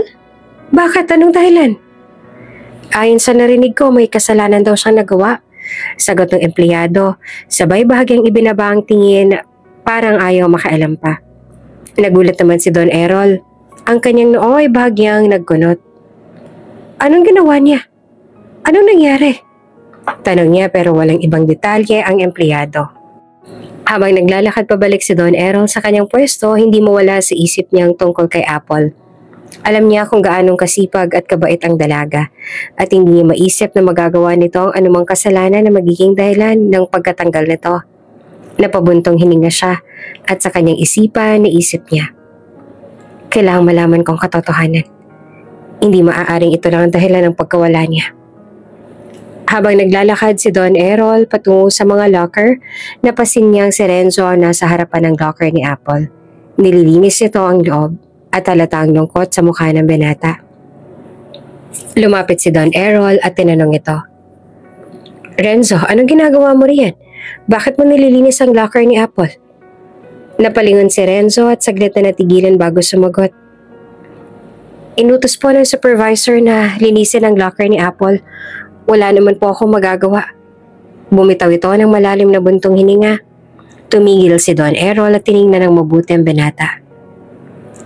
Alam mo ba kung ano talaga nangyari? Bakit bigla na lang siya natanggal sa trabaho? Tila nagdalawang isip si Renzo, pero napagpasyahan itong sagutin. Ang sabi ng iba na pagkamalan daw si Apple na kabit, pero sa tingin ko hindi naman niya yung ginawa. Kaso wala siya nagawa para patunayan ang sarili niya. Nanlaki ang mga mata ni Don Errol sa narinig. Napagkamalan? Bakit walang nakarating na ganung balita sa amin? Bago pa makasagot si Renzo, biglang may nahulog mula sa isang sulok ng locker. Isang lumang larawan. Agad na yumuko si Don Errol para damputin ito. Nang tingnan niya ang larawan, nalaki ang mga mata niya at nanlamig ang kanyang buong katawan. Ang bata sa larawan ay pamilyar. Ito ang nawawala niyang anak na matagal niya nang hinahanap. Hawak pa rin ang larawan, tumingin siya kay Renzo na mukhang nagtataka sa biglang reaksyon ni Don Errol. Nanginginig ang kamay niya habang bumubulong sa sarili. Bakit may ganitong larawan si Apple? Anong koneksyon niya sa anak ko? Determinado, huminga ng malalim sa Don Errol at sinabing, kailangang malaman ko ang buong katotohanan. Kakausapin ko ang supervisor at kailangang mahanap ko si Apple. Pagkatapos ng natuklasan ni Don Errol sa locker ni Apple, agad niyang hinanap ang supervisor para alamin ang buong kwento. Pagdating niya sa opisina ng supervisor, diretso niyang sinabi, gusto kong malaman kung anong dahilan kung bakit natanggal si Apple sa trabaho. Nagtaas ang kilay ang supervisor at medyo iritadong sumagot. May mga natanggap tayong reklamo laban sa kanya. Sinasabi ng ilang empleyado na siya raw ay kabit ng isang manager dito. Hindi magandang imahe yun para sa kumpanya kaya minabuti kong tanggalin siya. Naningkit ang mga mata ni Don Errol. Ramdam ang galit sa tono ng kanyang boses nang sumagot. Ano? Kabit? Alam mo ba na napaka-responsable at mabuting empleyado ni Apple? Anong basehan mo para paniwalaan ang mga kwentong yon? Bahagyang napaatras ang supervisor ngunit nagmatigas pa rin. Maraming mga nagsabi na totoo nga iyon. Hindi ko na kailangang magsiyasat pa. Marami na ring naalarma dahil sa mga chismis kaya ginawa ko ng nararapat. Hindi na napigilan pa ni Don Errol ang kanyang galit. Tumayo siya at mariing sinabi, ginawa mo nararapat? Paano mo nasabing nararapat yun kung hindi mo malang sinuri kung totoo ba ang mga paratang? Ni hindi mo malang kinausap si Apple para alamin ang kanyang panig? Ginawa mo ba ang trabaho mo bilang supervisor? Napalunok ang supervisor, ngunit pilit pa rin itong ipinagtatanggol ang sarili. Ginagawa ko lang sa tingin kong tama para sa kumpanya. Nagpantig ang tenga ni Don Errol. Ginagawa mo lang ang tama. At ano sa tingin mo ang tama? Ang husgahan ng isang empleyado batay sa chismis? Sinayang mong pagkakataon para maging patas. Nagtaas na rin ang boses ang supervisor. At sino ka ba para pagsabihan ako ng ganito? Wala kang karapatang sisihin ako, ha? Tumindig si Don Errol at buong lakas na sinabi. Sino ako? Ako lang naman ang may-ari ng kumpanyang to. Ako ang nagpapasweldo sa'yo. At ako ang may huling desisyon sa lahat ng nangyayari dito. Natigilan ang supervisor at sandaling natawa. Ano? Ikaw ang may-ari? Siguro nagbibiro ka lang. Isa ka nga lang ordinaryong manggagawa dito. Habang umiinit ang sagutan nila ni Don Errol, hindi pa rin naniniwala ang supervisor sa kanyang sinasabi. Sa halip, nagkaroon pa ito ng ideya na ipahiya siya sa harap ng lahat. Kung totoo ang sinasabi mo, bakit hindi natin itanong sa mga empleyado kung naniniwala ba sila sa kwento mo? Mapang-asar na sabi ng supervisor na nagdulot ng katahimikan sa buong lugar. Lahat ng empleyado ay napatingin sa kanila. Itong matandang to, itinuro niya si Don Errol. Sinasabi niya na siya raw ang may-ari ng kumpanyang to. Sa halip na maniwala, nagtawanan ng mga empleyado. Ano? Siya? Nako, baka lasing lang yan. Biro ng isa. Kung siya may-ari, bakit nagtatrabaho lang siya dito? Sabi pa ng isa pa. At lalo pang lumakas ang tawanan. Si Renzo naman na naroon ay hindi makapaniwala sa nangyayari. Lumapit ito para umawat. Sir, tama na po. Mahinahon nitong sabi. Pero itinulak lang ito palayo. Wala kang pakialam dito, Renzo. Hayaan mong malaman ng lahat ng katotohanan sa sinasabi ng matandang to. Lalo lang lumakas ang tawanan ng mga empleyado. Samantala, si Don Errol ay nananatiling tahimik. Ngunit ramdam niya ang matinding kahihiyan. Inilibot niya ang tingin sa mga manggagawa na ngayon ay nagbubulong-bulungan at nagtatawanan pa rin. Hoy, Lolo! Kung ikaw ang may-ari, bakit hindi mo na lang kami tanggalin ngayon din? Sarkastikong sigaw ng isa pang manggagawa. Hindi na nakatiis si Renzo at muli itong sumubok umawat. Please, tama na po. Wala kayong karapatang ipahiya siya ng ganito. Pero pinigilan siya ng supervisor. Sinenyasan ng masamang tingin na huwag makaalam. O ngayon, sabihin mo ulit sa lahat. Mapang-asar na sabi ng manager kay Don Errol. Ikaw daw ang may-ari ng kumpanya? Huminga ng malalim si Don Errol at mariing tumingin sa supervisor. Oo, ako ang may-ari ng kumpanyang to. Kalmado ngunit matatag niyang sagot. Pero muli lang siyang tinawanan ng mga tao at ang supervisor ay patuloy siyang ipinahiya. Oh, kita niyo na? Matanda na kasi kaya siguro ganito na lang ang sinasabi niya. Aba dapat yata hindi ko na lang tinanggap dito ang taong to, no? Ramdam ang kahihiyan, pero nanatili si Don Errol na kalmado. Alam niyang darating din ang oras para malaman nilang katotohanan at hindi na siya papayag na ulit mangyari ang ganitong pambabastos sa kanya o sa iba pang inosenteng manggagawa. Habang patuloy ang tawanan at pagpapahiya kay Don Errol, biglang may sumigaw mula sa likuran. Tama na yan! Malakas at puno ng otoridad ang boses na pumuno sa lugar. Naglakad papasok ang sekretary ni Don Errol, kasabay si Arcangel at ilang bodyguard. Napatigil ang lahat at biglang natahimik ang area. Ang supervisor ay agad na naging formal sa tindig, ngunit halatang nag-aalala sa biglang pagdating ng mga ito. Ang secretary ni Don Errol ay mabilis na lumapit kay Don Errol. Sir, ayos lang po ba kayo? Nasaktan ba nila kayo? Tanong nito na puno ng pag-aalala. Si Arcangel naman ay sumulyap ng masama sa supervisor at sa mga empleyado. Kita sa mukha ang galit at pagkadismaya.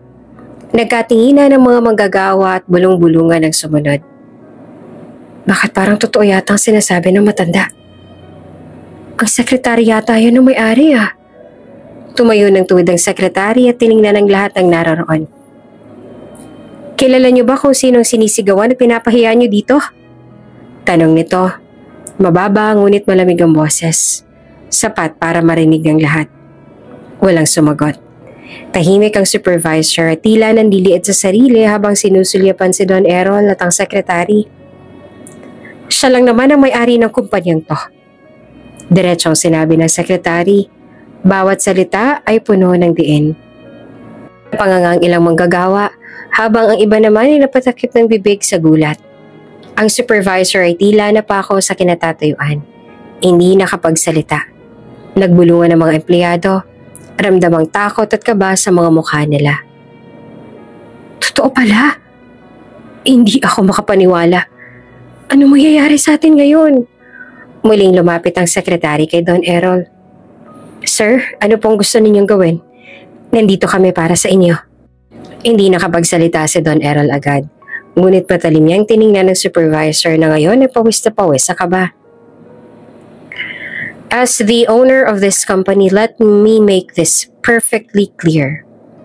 You do not have the authority to fire anyone.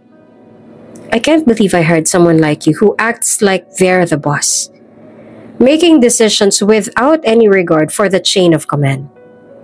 Not only did you act without my consent, but you did not even bother to get approval from higher management. Mariin na sabi ni Don Errol kaya natigil ang lahat. You've completely overstepped, and I won't tolerate this kind of arrogance or recklessness in my company. Get your act together before you cost yourself more than just your job.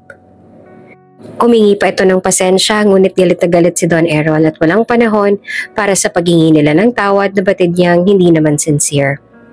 Matapos ang tensyonadong eksena, humarap si Don Errol sa lahat ng mga empleyado. Kita sa kanyang mukha ang bigat ng galit at pagkadismaya. Tahimik ang lahat, walang gustong magsalita, habang si Don Errol ay nagbigay ng mabigat na tingin sa kanila. Hindi ko na kailangang magpaliwanag kung sino ako, panimula ni Don Errol. Pero gusto kong malaman ng totoo. Anong nangyari kay Apple at bakit siya tinanggal sa trabaho? Tahimik ang mga empleyado. Umiwas ang tingin ng karamihan. Halatang nag-aalangan silang magsalita. Napabuntong hininga si Don Errol, ngunit ang boses niya ay nananatiling malamig at puno ng otoridad. Kung walang aamin, lahat kayo ay matatanggal sa trabaho. Hindi ako magdadalawang isip na gawin ito. Nagsimulang magtinginan ng mga empleyado. Ramdam ang kaba at takot sa bawat isa. Hanggang sa wakas, isang babae ang naglakas ng loob na magsalita. Ako na po magsasabi ng totoo, sabi niya sa nanginginig na boses. Hindi po totoo nakabit si Apple. Ginawa lang po namin ang kwento na yon.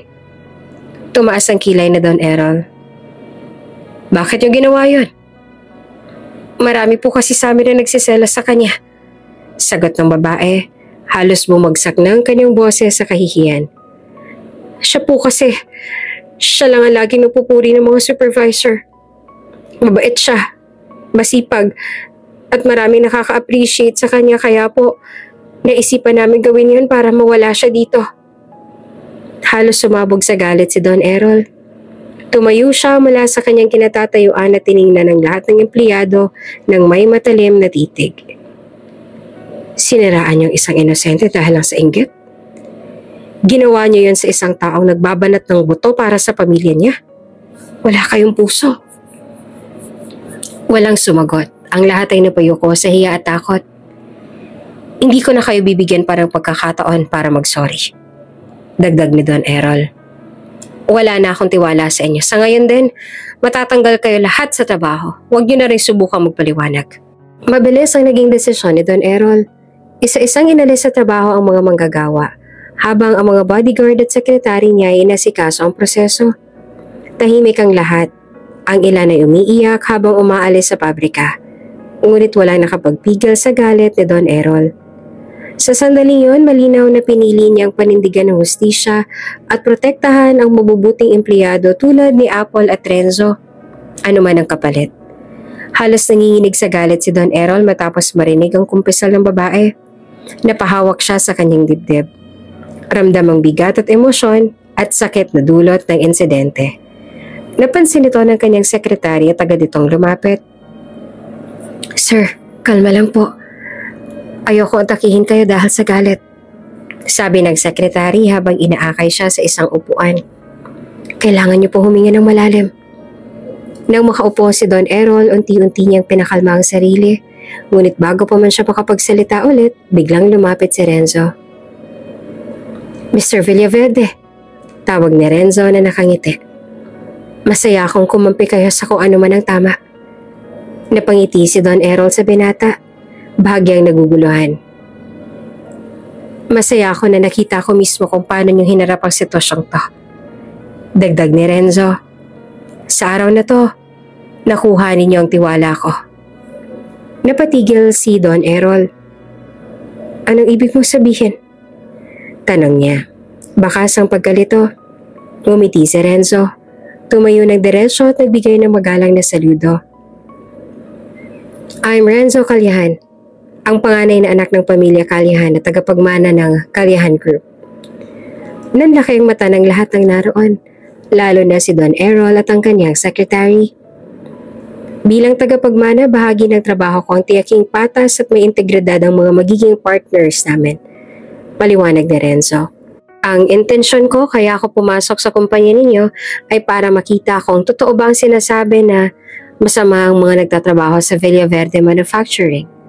Gusto kong malaman kung karapat-dapat ba kayo maging business partners ng pamilya namin. Lalong nagulat si Don Errol sa revelasyong iyon.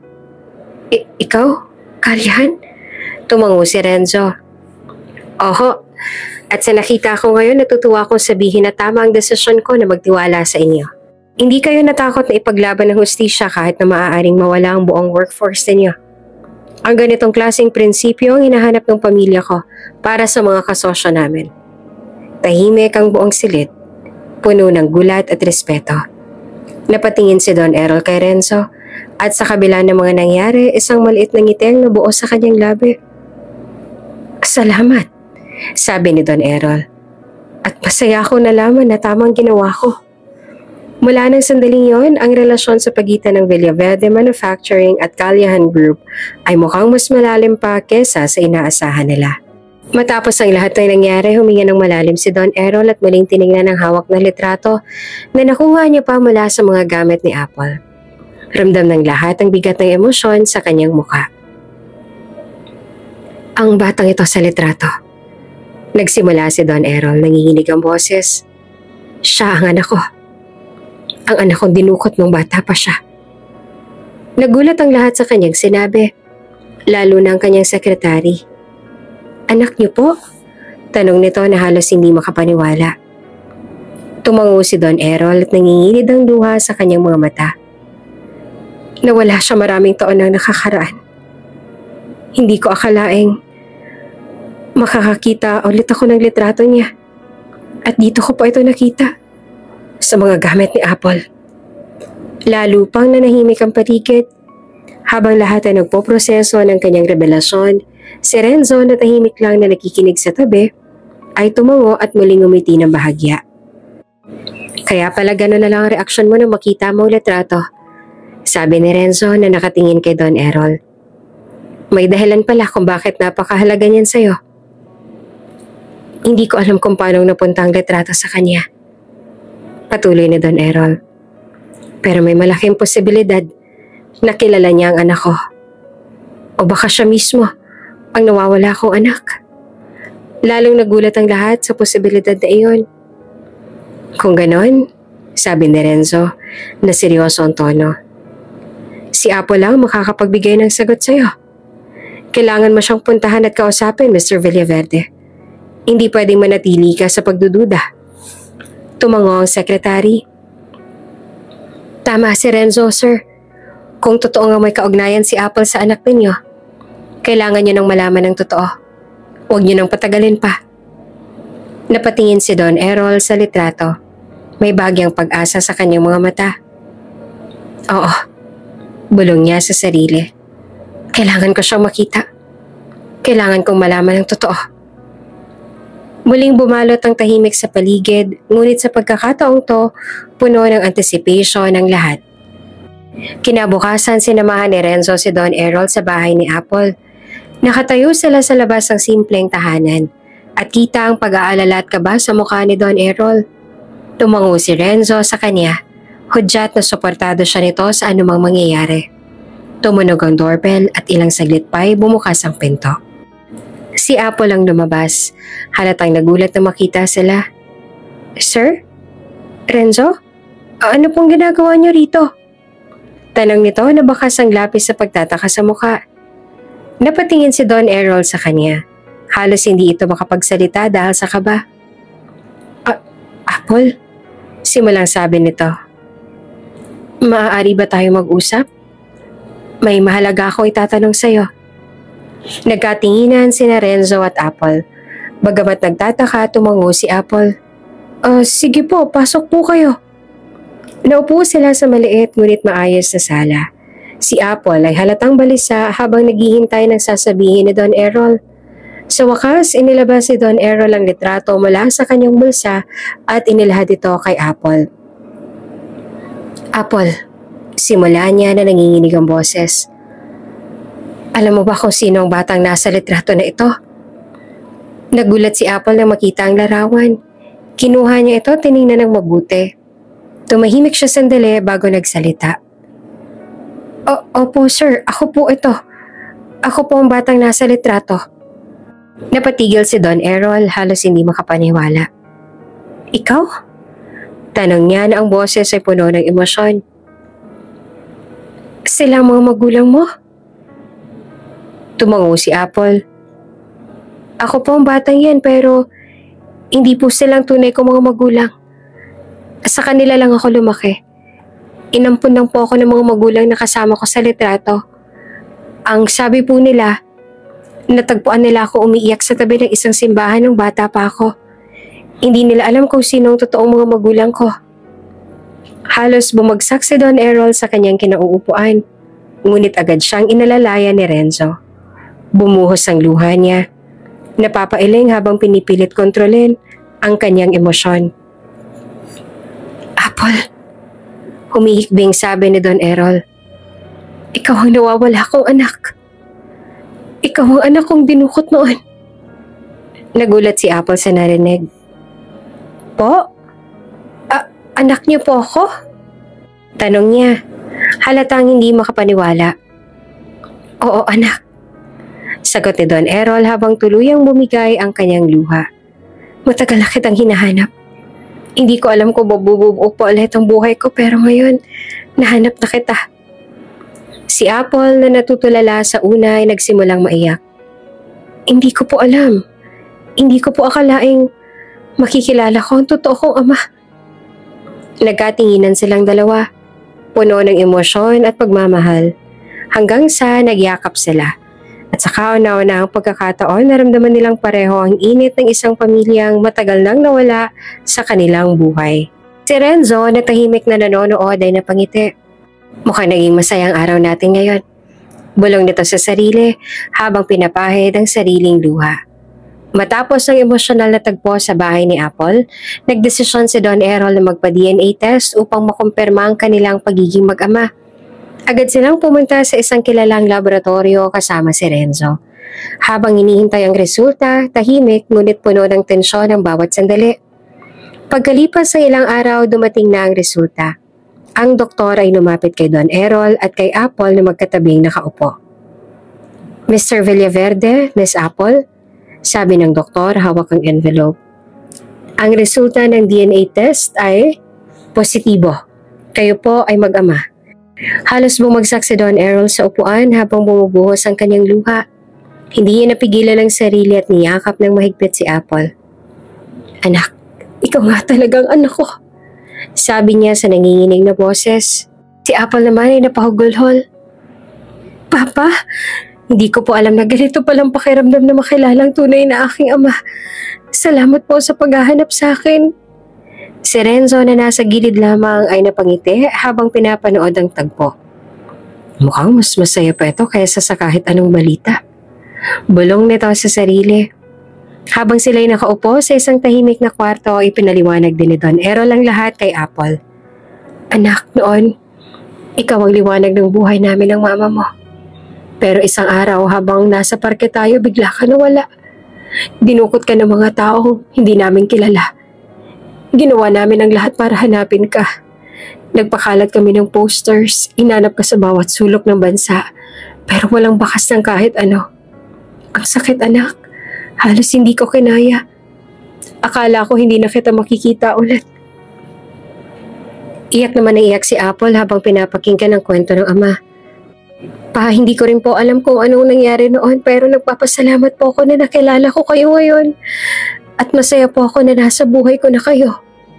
Nagyakap ulit sila. Parehong masaya at puno ng pasasalamat sa muling pagkikita. Sa sandaling iyon, nangako si Don Errol na gagawin ang lahat para bumawi sa mga panahong nawala sa kanila bilang mag-ama. Si Apple naman ay nangakong aalagaan ang kanyang ama at susuklian ng pagmamahal na natanggap mula dito. Sa kabila ng lahat ng hirap at luha, sa wakas ay natagpuan na nila ang isa't isa.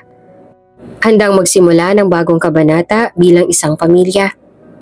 Isang linggo matapos ang pagkumpirma ng kanilang relasyon, nagpasya si Don Errol na isama si Apple sa puntod ng kanyang asawa, ang ina ni Apple. Sa mga unang araw ng pagkakakilanlan nila bilang mag-ama, palaging puno ng emosyon ang bawat sandali. Habang naglalakad ang mag-ama papunta sa puntod ng asawa ni Don Errol, pinapansin ni Apple ang malamlam na kapaligiran. Dahan-dahan siyang lumapit sa isang malaking memorial stone kung saan nakalagay ang pangalan ng kanyang ina. Tumigil si Don Errol sa harap ng libingan at huminga ng malalim. "Anak, narito na tayo," sabi ni Don Errol at halos nangalumbaba ang tinig. "Ito ang lugar kung saan nakahimlay ang mama mo. Gusto ko sanang ipakilala ka sa kanya." Sumunod si Apple at tumingin sa gravestone, tahimik at puno ng respeto. Nakaramdam siya ng pagkabigla ngunit napuno siya ng malasakit. "Mama, gusto ko pong ipaalam na nandito na ako. Nakabalik na po ako. Pasensya na kung hindi agad ako nakabalik," malumanay niyang sabi. Tumabi si Don Errol kay Apple at tumingin sa puntod. "Mahal, hindi ko na alam kung paano ipaliwanag. Pero sa mga taong nawalan ako ng pag-asa, ang tanging bagay na nagbigay liwanag sa akin ay ang mga alaala natin. Palagi kong iniisip ang mga pangako natin na hahanapin natin siya. At ngayon natagpuan ko na siya. Kasama ko na ulit ang anak natin. Alam ko na masaya ka na rin. Pangako, hindi ko siya pababayaan. Mamahalin ko ang anak natin ng higit pa sa pagmamahal ko sa aking sarili." Malalim ang kanyang tinig, puno ng saya at luhang naipon mula sa kanyang puso. Huminto si Apple at ang mga mata niya ay puno ng luha. "Mama, sorry po talaga at hindi ako agad nakabalik sa inyo. At hindi tayo nagkasama ng matagal," wika niya habang ang luha ay dumaloy sa kanyang mga pisngi. "Akala ko po ay nawala na ako sa inyo pero ang totoo, gusto ko po makita kayo. Ngayon po nandito na ako. Masaya po ako dahil natagpuan ko si Papa at sa wakas po, ako po ay natagpuan ninyo." Habang pinagmamasdan nila ang puntod ng ina, nagyakap si Don Errol at si Apple. Ang bawat isa ay nakaluhod, puno ng pasasalamat at nang hindi mapantay ang saya. "Mahal na mahal kita, anak. Ang mama mo ay magiging proud sa'yo," sabi na Don Errol at ang mga mata niya ay puno ng pagluha. Si Apple, habang nakayakap sa ama, ay nagpasalamat sa lahat ng pagkakataon at pangarap na muling makapiling ang kanyang ama. At handa niya nang simulan ang kanilang buhay ng magkasama. Sa mga sumunod na linggo, nagbagong buhay ni Apple. Tumira na siya sa mansyon ni Don Errol kasamang itinuturing niyang auntie at uncle. Ang masayang pagbabago sa kanilang buhay nagbigay daan sa isang bagong simula kung saan naging buo ang kanilang pamilya. Ang mga taon ng paghihirap at pag-aalala ay napalitan ng kasiyahan at pagmamahal mula sa kanyang tunay na ama. Nagsimula siya ng bagong buhay, nag-aral muli para sa kanyang mga pangarap, at higit sa lahat nagkaroon ng pagkakataong magtagumpay. Ang mga empleyado sa Villaverde Manufacturing Co. na may masamang ugali na tanggal na sa trabaho. At ang lahat ay naging mas organisado at mas maayos sa pamumuno ni Don Errol. Dahil sa maganda at tapat na pamamahala ng Villaverde Manufacturing, naging matagumpay ang partnership ng Callihan Group at Villaverde. Pinagtagumpayan nila ang mga pagsubok at nakapagpatuloy sa pagpapalago ng negosyo na naging matagumpay sa mga bagong plano at proyekto. Si Don Errol at si Renzo ay naging magkakampi sa negosyo at ang lahat ay nagtakda ng mga bagong layunin para sa kanilang kumpanya. Isang araw habang abala si Apple sa trabaho, dumating si Renzo sa mansyon. May daladalang magandang bouquet ng bulaklak para sa kanya. Ang mga mata ni Apple ay nagulat nang makita siya sa harap ng pinto. "Apple," simula ni Renzo. "This is for you." Tinanggap naman ni Apple ang bulaklak. "Para saan to?"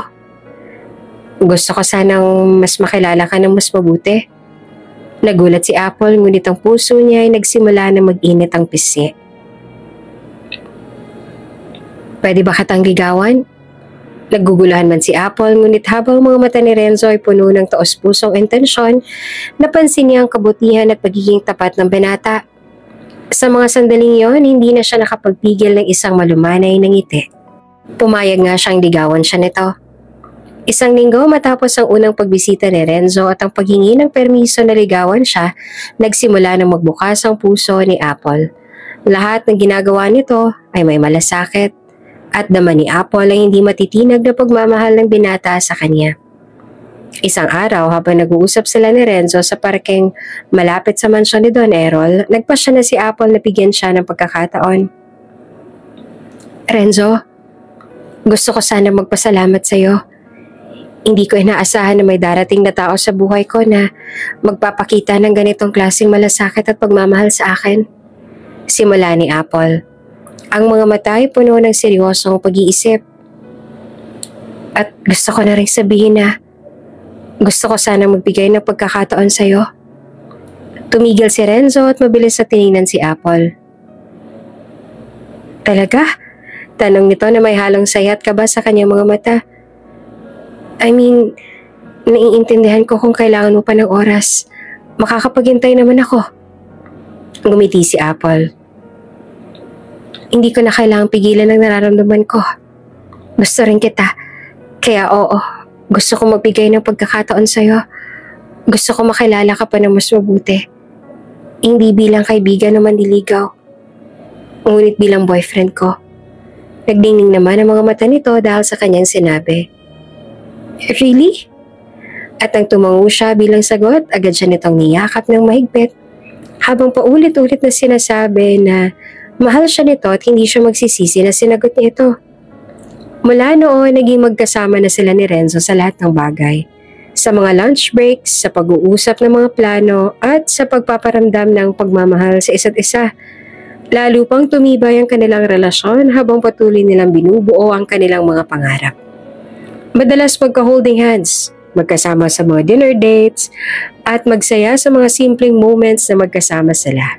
Nang magpasya si Renzo na ipakilala si Apple sa pamilya nito, sobrang kabado si Apple dahil nag-alala siya na baka hindi siya matanggap ng mga ito. Pinalakas lang ni Renzo ang loob niya. Pumunta sila sa bahay ng pamilya Calyahan at pinakilala ni Renzo si Apple sa kanyang mga magulang. Nais ko pong ipakilala sa inyo si Apple, sabi ni Renzo sa mga magulang. Siya po ang espesyal na tao sa buhay ko. Siya na rin ang babaeng pakakasalan ko at magiging ina sa mga magiging anak ko. Nagulat naman si Apple. Ngunit masaya siyang makita ang mga magulang ni Renzo na buong puso siyang tinanggap at sobrang masaya rin sa pagdating niya. Matapos sila mag-usap at magpakilala ay kinwento ni Renzo ang mga alaala nilang dalawa. Dama ni Apple ang init ng pagtanggap ng pamilya ni Renzo at napansin niyang mahal na mahal siya ng binata. Renzo, I'm happy for you both, sabi ng ina ni Renzo habang tinanggap si Apple. Pinili mong mahalin ng isang tao na may pusong tapat at kami natutuwa na makita ka naming masaya. Welcome to our family, Apple. Dagdag ng ama ni Renzo na may ngiti naman sa mukha. Kami natutuwa at natagpuan ni Renzo ang tunay na pagmamahal. Si Apple naman ay nagpasalamat sa kanila. Ang puso niya ay punong-puno ng pasasalamat sa Diyos at sa pagmamahal ni Renzo na nagbigay sa kanya ng pagkakataon na muling maranasan ang pag-ibig. Nakilala rin nila ang kanyang ama at mga taong itinuturing niyang pamilya. Noong hindi niya pa nahahanap ang tunay na ama at agad silang nagkasundo. Sobrang masaya si Apple. May pamilya na siya, may ama at may lalaki nagmamahal sa kanya ng buong puso. Ang mga masalimuot na taon ng paghihirap ay napalitan ng saya at ang kanyang buhay ay nagsimula ng isang bagong kabanata. Isang buhay na puno ng pag-ibig, pag-asa at mga bagong pangarap kasama ang mga taong mahal siya. Kung bago ka pa lang sa channel na ito, Ate Jane TV, huwag kalimutang pindutin ang notification bell and subscribe button. Sana po hindi naman malaking abala sa inyo ang pagpindot ng subscribe button dahil ang kapalit po nito ay ang pagsuporta para makapag-produce ng mga libreng stories sa mga channels ni Ate Jane. Maraming salamat!